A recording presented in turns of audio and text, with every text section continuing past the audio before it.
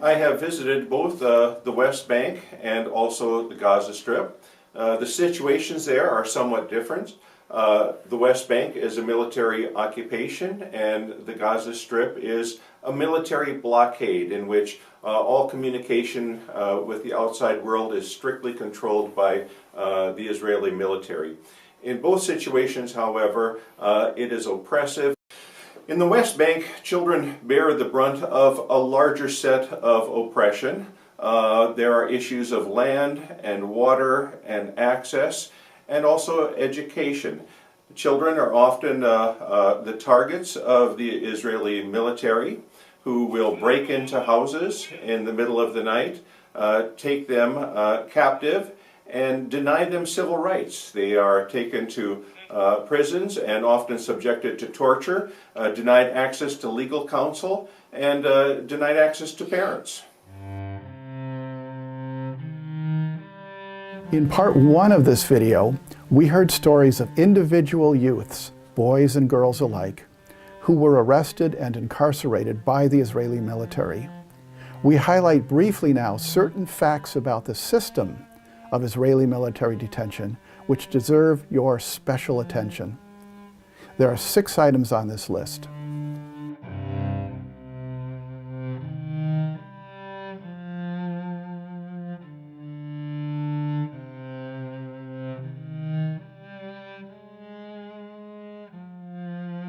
Since 1967, Israel has operated 2 separate legal systems in the West Bank based on ethnicity and religion. Israeli Jewish settlers who, in violation of international law, reside in the West Bank enjoy full rights and protections provided by the Israeli civilian legal system. In contrast, Palestinians in the West Bank, Christian Palestinians and Muslim Palestinians alike, are subject to Israeli military law, which fails to ensure basic and fundamental rights. In fact, it denies such rights. There are over 2,500 military laws that apply only to Palestinians and not to Israeli settlers. Palestinian children in the West Bank suffer abuses and constraints of a military detention system which no Israeli child living in the West Bank ever experiences.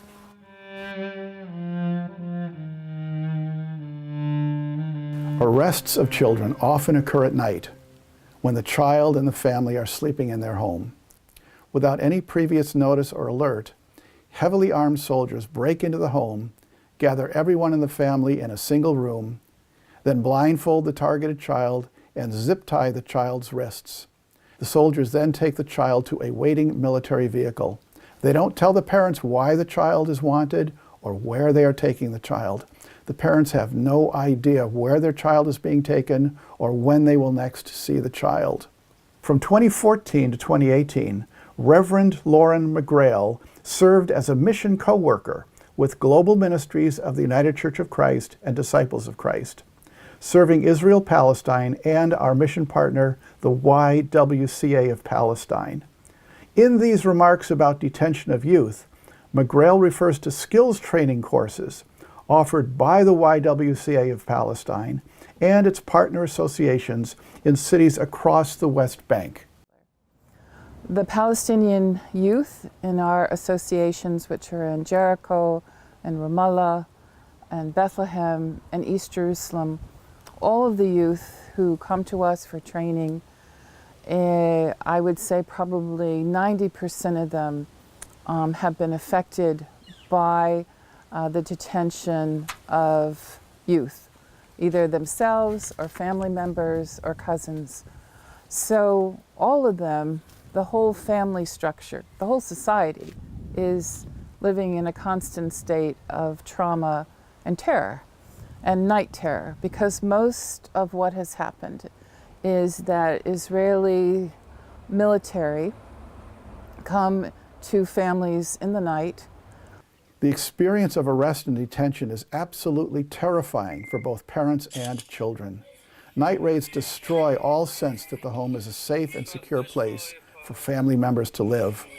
Night raids destroy any belief by the children that parents can protect them from foreign soldiers.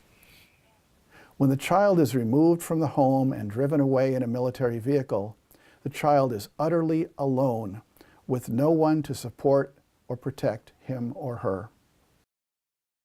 At the military detention center, an interrogation is performed by Israeli military personnel. The children arrive at the interrogation centers tired, exhausted, sometimes cold, and shaking with fear. Many have been kicked or beaten during their transport to the military detention center. The purpose of the interrogation is to get the child to confess. Typically, the child is accused of throwing stones in the direction of settlers or heavily armed soldiers. How valid are these accusations? Here's an instructive story. Recently, a child was arrested while kicking around a soccer ball in the West Bank city of Hebron. When the child's father asked why his son was being arrested, the soldier said it was for throwing stones at some nearby settlers. The child's father protested, saying his child could not be guilty of this charge, as the youth was playing in a fenced-in enclosure. The soldier then changed his story, stating that the child had stolen the soccer ball from a settler. That charge, too, couldn't be true, explained the father, as he had just purchased that soccer ball for his son, and he had a sales slip to prove it. The soldier nevertheless arrested the child, explaining that the child was wanted for questioning. But it doesn't really matter what crime or misdemeanor a child is accused of. According to international law, including the UN Convention on the Rights of the Child, every child, everywhere, regardless of the offense they are accused of, possesses due process rights. International juvenile justice standards include an absolute prohibition against torture and abuse. During the interrogation, attorneys are almost never present. Parents are not present. The interrogation is almost never filmed or recorded. The children are often threatened with death or sexual assault, as well as death or harm to their family or friends if they do not confess. Some are held in solitary confinement while they are subject to repeated and prolonged interrogations. Some are chained to a chair for hours on end or forced to assume excruciatingly painful positions for long periods. Many are forced to sign confessions in Hebrew, a language they do not understand. In the trial that follows, this confession, signed under extreme duress, then serves as primary evidence used against the child. Let me repeat that key point. The child's confession, signed under extreme duress, serves as primary evidence used to convict the child and send him or her to prison. At the pretrial military hearing, which follows the interrogation, children shuffle into a military courtroom wearing prison uniforms and shackled with metal leg chains. With their coerced confession presented as evidence, and knowing that if they fail to plead guilty, they'll likely spend even more time in jail, almost all children plead guilty of the charges against them.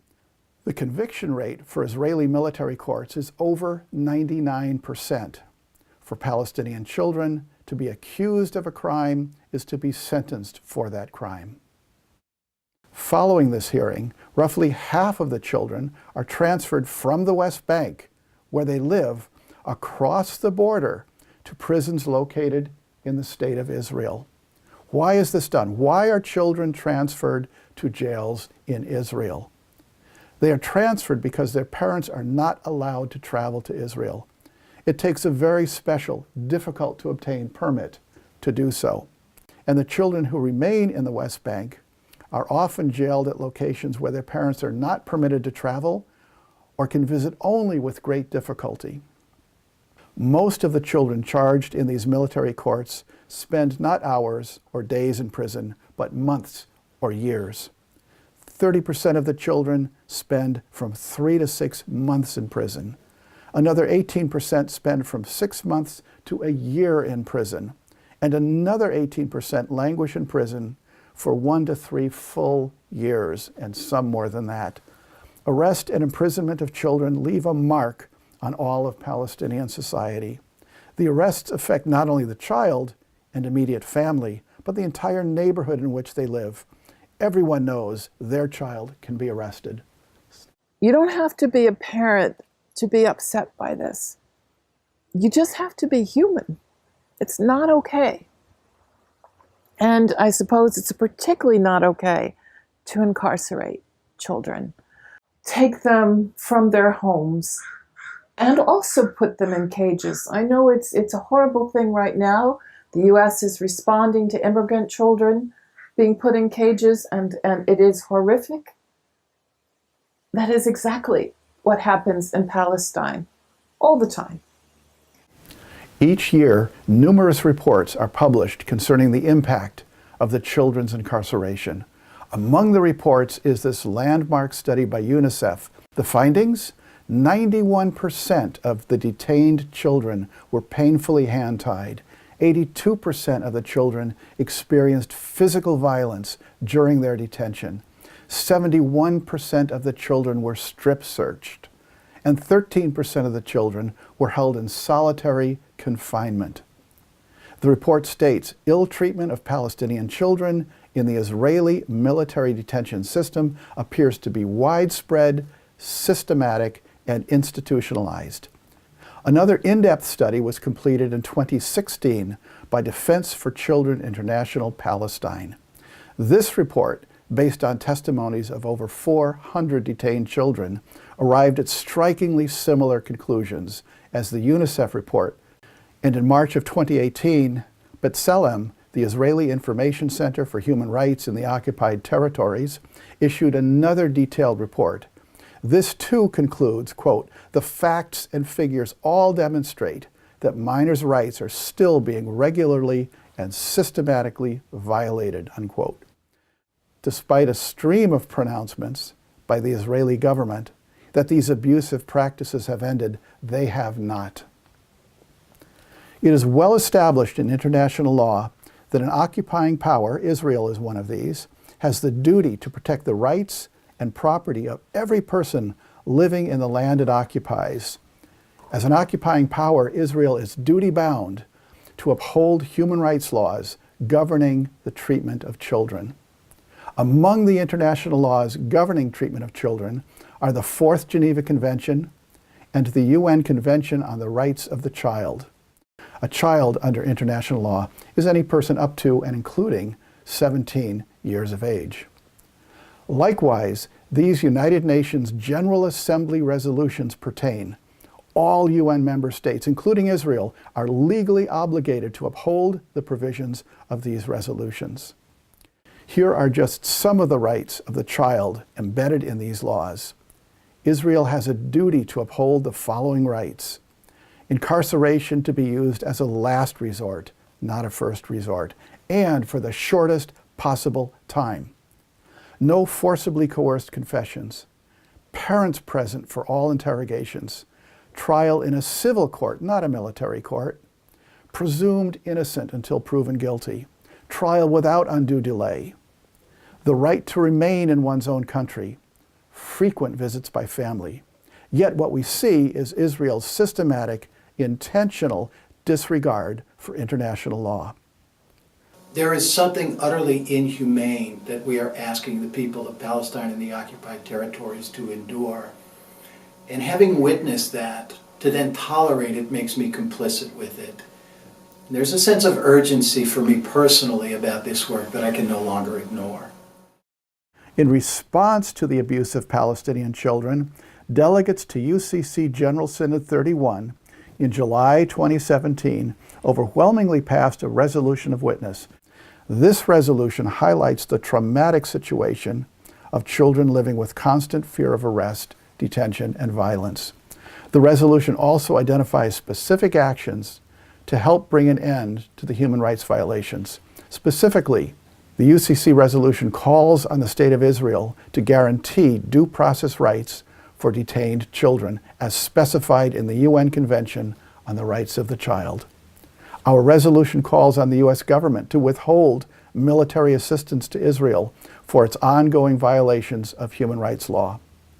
And the General Synod 31 delegates urged all members of the United Church of Christ to learn more about the plight of children in Palestine and to continue working for a just peace in the Palestine-Israel conflict.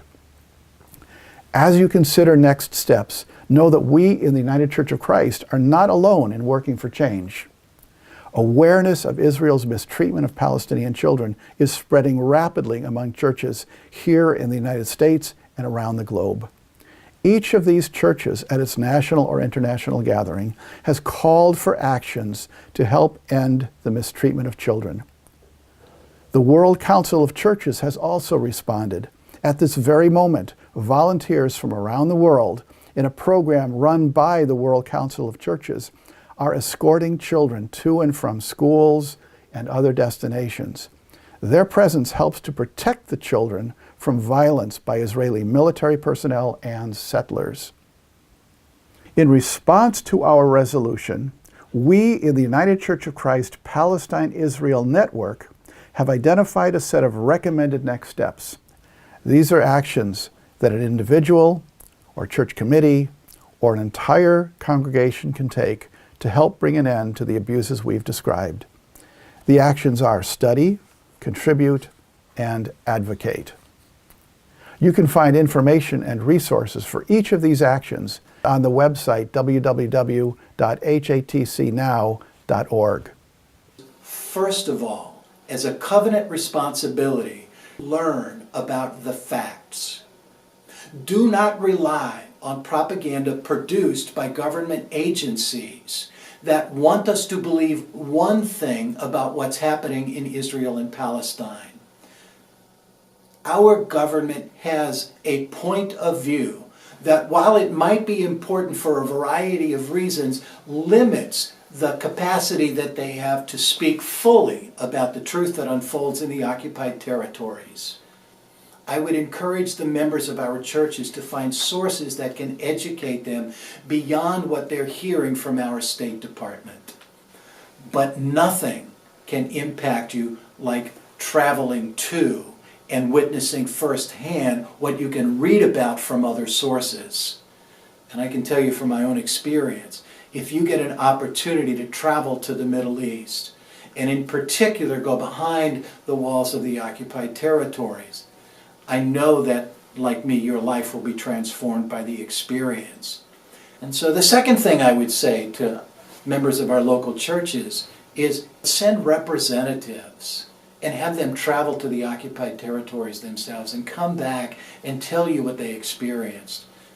Again, we direct your attention to the handout which accompanies this presentation. There you'll find recommended materials for continued study, including films, books, and curricula for individuals and groups. Also, when you travel to the Holy Land, it's vitally important that you select an alternative tour, sometimes called responsible travel. These are tours with Palestinian guides, which foster relationships with resident Palestinians and give you the opportunity to witness firsthand the impact of military occupation. A list of alternative tour groups is included in your handout. Another action to consider is to contribute financially or through volunteer work. Many organizations, including global ministries, are working in the Middle East and in the U.S. to challenge the abuses of the Israeli military detention system. Through these organizations, you can provide tangible aid to children and their families affected by these abuses. The United Church of Christ, through Global Ministries, does global mission in partnership. We don't do it alone. We listen to the voices of our partners, we engage with them, we are informed by them in terms of the realities that they experience on a daily basis. Our understanding of the world, therefore, does not come only through the media.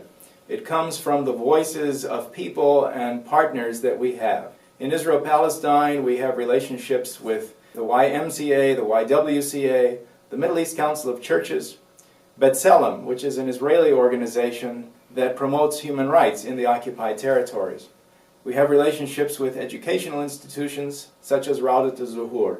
Raudat Zuhur is a primary school in East Jerusalem. The name itself means Garden of Flowers. And it's a place where young children have an oasis. Palestinian families are all impacted by the incarceration of a family member. And oftentimes it is children who are the ones who are incarcerated.